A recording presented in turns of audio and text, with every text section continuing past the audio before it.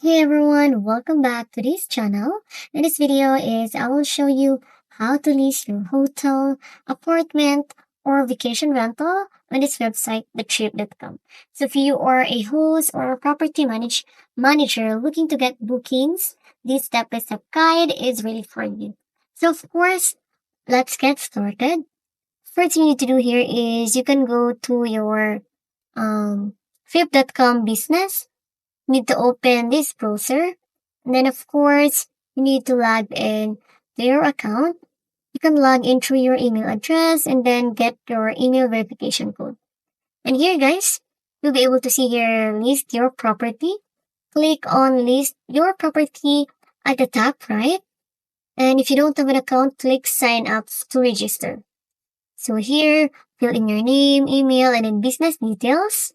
Make sure to use a valid email, guys, as they'll send you a verification link. So here, of course, start filling out your property details, type of accommodation, and number of rooms or unit. You'll also add descriptions, amenities, and then the policies. Of course, guys, important part is to upload high quality photos. So here, you need to upload clear, high quality photos of your property, including the bedroom, the bathroom, or the common areas, and this will help attract more bookings. And then you can set your pricing here, the taxes, and then the availability. So you can also connect a channel manager if you're using other platforms. And when everything looks good, of course, you need to add the address. So this is very important, guys. You need to add your property address. And if you're done, you just need to click submit trip.com, and the trip.com will review your listing and contact you if they need more information. And then once approved, your property will go live on trip.com.